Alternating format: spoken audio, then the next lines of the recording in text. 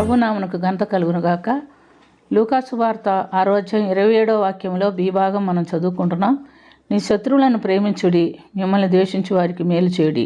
ఇకను ప్రభు 28-29 వాక్యాలు ఏం చెప్పున్నాడంటే, మిమ్మల్ని శపించు వారిని దీవించుడి, మిమ్మల్ని బాధించు వారి కొరకు ప్రార్థన చేయుడి.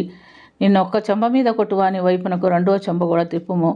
నీ పైబట్టి ఎత్తుకొని పోవాన్ని నీ అంగీ కూడా ఎత్తుకొని పోకుండా అడ్డగించము అని చెప్పబడినట్టుగా మనం చూస్తున్నాం. ప్రియమైనటువంటి దేవునిలారా, ఈ కార్యాలు ఎవరు చేయాలన్నా వారు పరిశుద్ధాత్మ చేత నడిపించబడేవారై ఉండాలి. సామాన్య జనులకు ఇది చాలా అసాధ్యమైనటువంటి విషయమని మనం గమనిస్తున్నాం. ఉదాహరణకు మనం దావీదు భక్తుని చూచినప్పుడు, అతను సౌలు ఇశ్రాయేలుకి రాజుగా ఉన్నాడు. 39 దినముల నుంచి గొలియాతు ఇశ్రాయేలు సైన్యమును తరుముతా ఉన్నాడు. అయితే 40వ దినం సౌలు కూడా ఉన్నాడు, కానీ దావీదు అక్కడికి వచ్చాడు.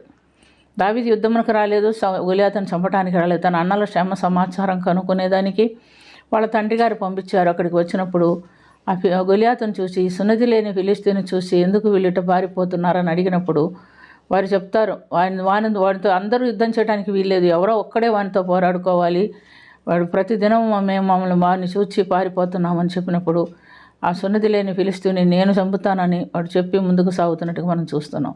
అటువంటి సందర్భంలో మరి దావీదు ఒక చిన్న ఒడిసిరాయితో గొలియాతును చంపుతున్నాడు.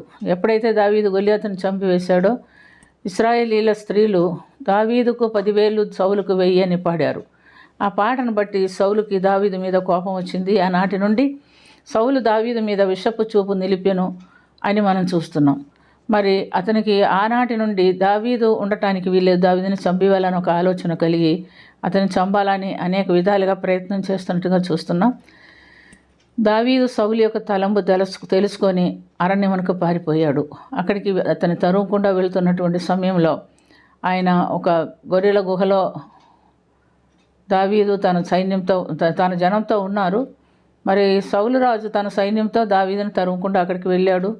ఆ గుహలోనికి ఆయన సంఘ నివృత్తి కొరకు వెళ్ళినప్పుడు వాళ్ళు దాని లోపల ఉన్నారు. దావీదు మరి తనతో కూడా ఉన్న జనులు దావీదుతో చెప్తున్నాడు, నీ దేవుడనే యెహోవా నీ శత్రువుని చేతికి అప్పగించి ఉన్నాడు, ఇదే సమయం వాడిని ఒక పోటు పొడిచి చంపేస్తాము అని చెప్పినప్పుడు దావీదు వారిని అడ్డగించాడు. ఏమని చెప్పాడంటే, అతడు యెహోవా చేత అభిషేకించబడిన వాడు, అతన్ని మనం ముట్టకూడదు, చంపకూడదని చెప్పి ఆయన పై వస్త్రపు చెంగు మాత్రము కొంచెం కోసుకుంటాడు. అంత మటుకే కానీ దావీదు సౌలుని చంపాలని తలుచుకోలేదు. శత్రువుని ప్రేమించి విడిచిపెడుతున్నట్టుగా మనం చూస్తున్నాం.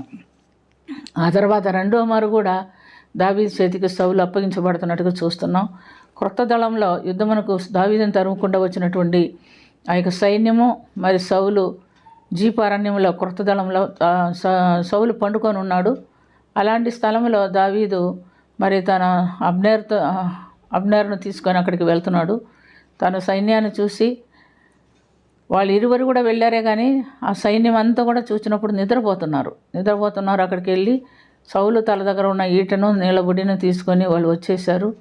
అప్పుడు కూడా ఆ యొక్క దావీదుతో కూడా వెళ్ళినటువంటి తన సేవకుడు అంటాడు, అయ్యా ఇది మంచి సమయము, శత్రువుని మన చేతికి ఇచ్చి ఉన్నాడు దేవుడు, నువ్వు ఆయన్ని ఒక పోటు పొడిస్తే చచ్చిపోతాడంటే నేను అతన్ని చంపను, ఎంత మాత్రం చంపను, ఎందుకంటే యెహోవా చేత అభిషేకింపబడిన వాడు, అతన్ని మనము చంపకూడదు అని చెప్పి వాళ్ళు వెనక్కి తిరిగి వస్తున్నట్టుగా మనం చూస్తున్నాం.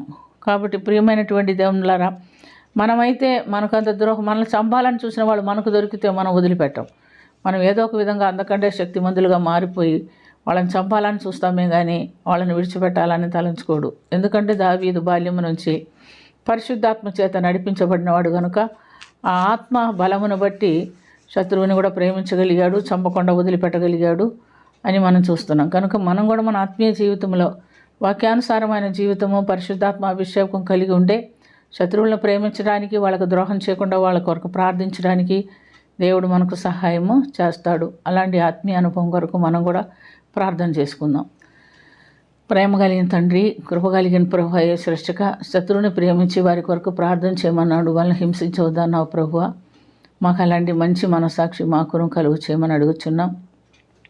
ప్రియ పరలోకపు తండ్రి, మా ఆత్మీయ జీవితంలో మేము ఎక్కడ పతనం అయిపోతున్నామో, ఎక్కడ నిలబడలేకపోతున్నామో, ఎక్కడ మీ కృప పొందలేకపోతున్నామో మాకు తెలియపరిచి మా ఆత్మీయ జీవితాన్ని మేము సరిచేసుకున్నట్టుకు మీరు మాకు సహాయం చేయమని, ప్రతి ఒక్క బిడ్డను దీవించి ఆశీర్వదించమని యేసుక్రీస్తు పుణ్యనామమున అది మిక్కిలి వినయంతో అడిగి వేడుకొంచున్నాము తండ్రి.